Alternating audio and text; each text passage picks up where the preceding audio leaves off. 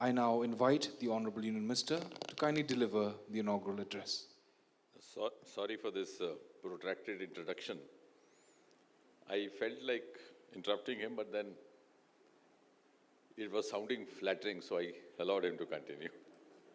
Anyway, thank you very much for your kind introduction. Seated amongst us, our very dynamic Chief Minister, and my very dear friend, Conrad Sangma ji. I am once again back in Shillong. It's great being here, but even more gratifying is to share the platform with you and to be in your company for a while. And as he rightly mentioned, I have been associated with the family for several years, and his revered father was like a fatherly figure to me. In fact, he treated me like a father. And when he suddenly passed away in Delhi, I was among the ones who accompanied him for the last rites up to Garo Hills. So we have a very close bonding, which I very fondly cherish. And I would not sound officially correct if I say that the choice of this venue was also motivated to a great extent by Mr. Conrad Sangma being the Chief Minister of Meghalaya. Our Chief Secretary, Dr. Shakeel Ahmed, is again a very proactive officer. My colleague in ARPG, Secretary Nivedita Shukla ji, a very hardworking and a very experienced bureaucrat. And of course, Mrs. Zalu and Mr. Puneet Yadav again from Delhi with me. It's a providential confidence that even when the entire country was about to be shut down with a lockdown in the evening, the last program that I was attending was with Conrad Sangma in Meghalaya. Little did we realize that I got back in the evening and there was an announcement of the lockdown. So in the whole of those 2 months, I cherished the memory of that last program. And as far as this conference is concerned, may I refresh for your memory that we were here, the same venue, same hall, about a few years back. And also because Shillong holds a distinct position, a distinct place in Northeast. It is the original capital of the erstwhile state of Assam. And when we came here last time, at the end of the 2-day event, there was something like Shillong Declaration which was released. And I'm sure this time also, the department will contemplate releasing Shillong Declaration 2.0 so that the series continues. Now, before that, why holding these national conferences in different parts of the country? In fact, we started this because I just suggested to the then secretary, I said, can we move out of Vigyan Bhavan? Because most of these events were actually held in Vigyan Bhavan. It's very easy to hold that because everything is in place. You just have to book the hall. And then we started moving out. We have gone to Ladakh as far as in the north. We've gone to Chennai, Hyderabad, northeast. Of course, we went up to Itanagar. I said, we should not be one of those touching Guwahati and saying that I came back from northeast. And many of the officers traveled to Itanagar for the first time.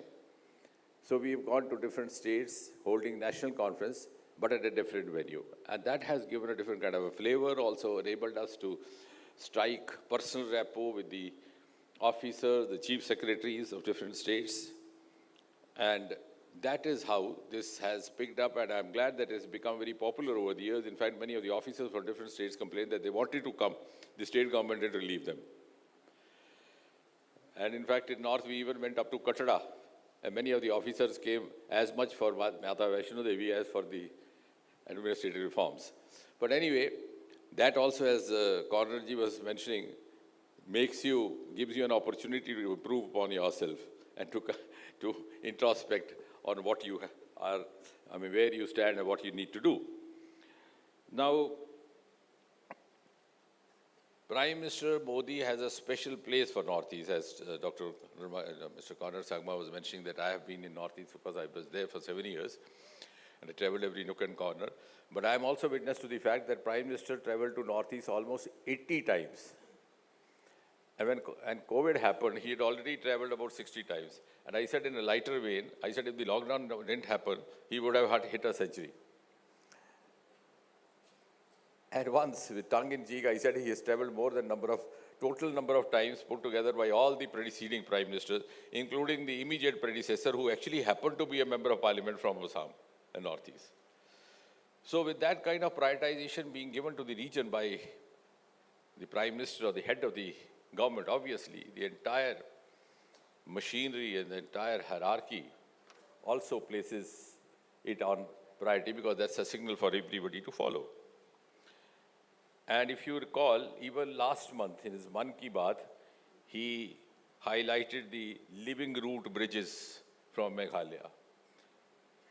And Chief Secretary is nodding. It means it was acknowledgement of his efforts and the efforts of the government headed by the Chief Secretary and the Chief Minister, and particularly in relation to the tribes, the Khasi tribes, the Jantia tribes. The Chief Minister was mentioning about the various reforms undertaken by Meghalaya. I think one of the opportunities offered by these conferences being held in different places is that we learn from the best practices from each other. And therefore, Meghalaya has also come out with a concept. I was actually also complimenting him when we were driving here, the new Shillong administrative city. So I think this is a good complex. In fact, it was tried by Prime Minister Modi when he was the Chief Minister of Gujarat, to have everything in the same premises, and now he is trying to replicate it in the union capital as well. So this concept, accompanied by the digital model of governance that is sought to be created over here, is something which was possibly not visualized a decade or so back.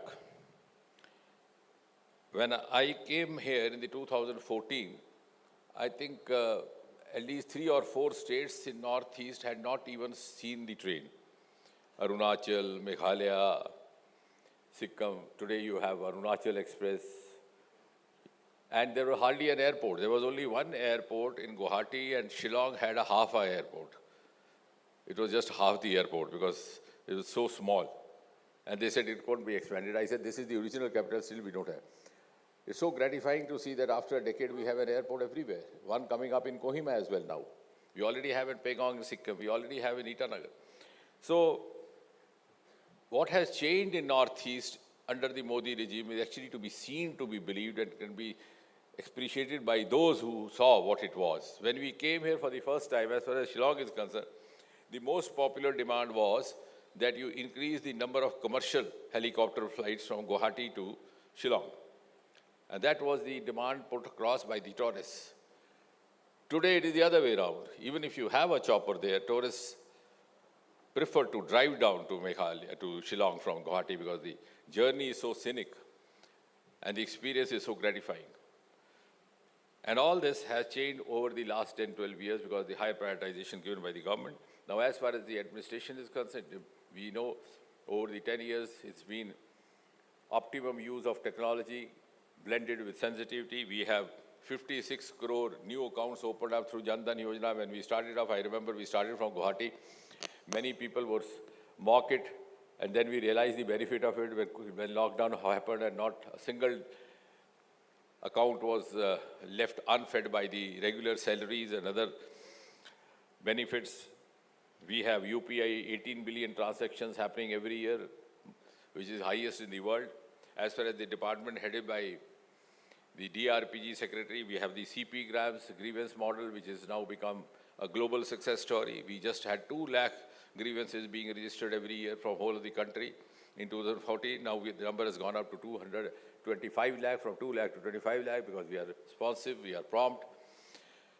And it's also AI driven, and we have introduced a hybrid model so that at the end of the disposal, a human being talks. And very recently, a chatbot was also introduced in all the 22 languages, and we are trying to expand it to the other languages as well. Then the digital life certificate is another success story. which is again being emulated by other countries. We regularly have delegations from Maldives, from Mauritius, from South Africa, and so on and so forth.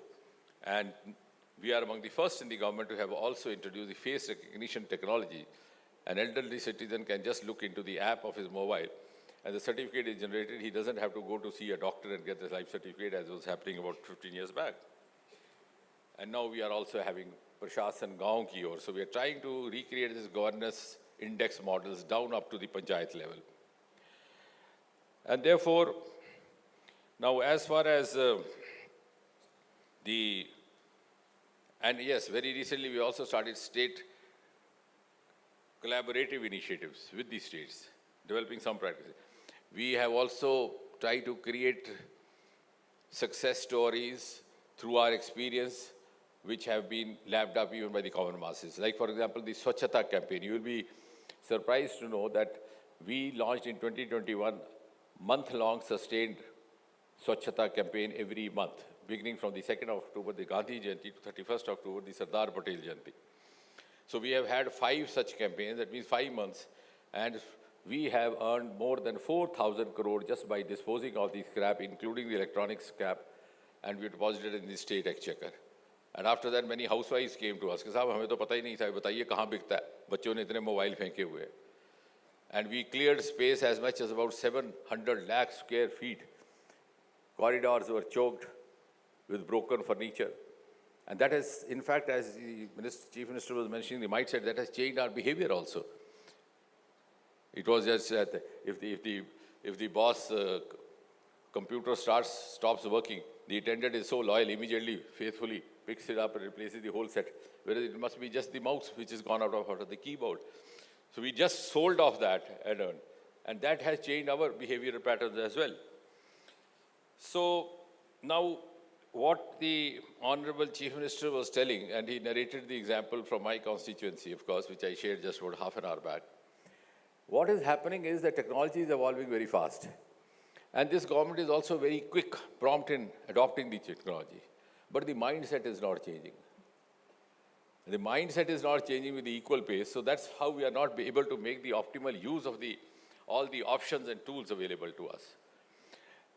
And I agree, there's so many rules existing. You will be glad to know that this government has so far done away with at least 2,000 rules in government of India. Some of them had become irrelevant and obsolete with the passage of time. Some of them were no longer relevant to the contemporary times. Now, why such rules keep persisting? A, because we forget to visit or revisit the rule. We frame a rule and then we don't revisit it again.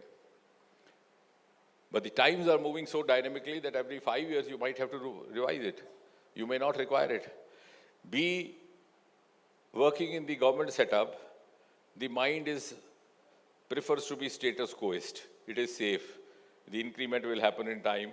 Transfer will happen in time. Why take an unorthodox decision and sometimes invite problems? And C, sometimes you see and then you also let it go. You will be surprised to know the kind of rules that were there. There was a rule, if the toilet was not cleaned properly in the office in the morning, you could prosecute the attendant, even send him to the prison. That has been done away with. Now the irony is that nobody knew that that rule exists ever. And nobody might have even used it to punish a peon or attendant. But when I was told, that because I am also an inherent researcher, I asked myself, this 200-year-old rule framed by the Britishers, and Britishers researched very deeply, there must have been some thought behind that, a thought process. And then I visited a couple of old buildings, old offices. I visited the collectorate of Firozpur, which is the largest possibly collectorate next to Lahore in the undivided British state of Punjab. The lawns were so spacious, the living space was housed by one building.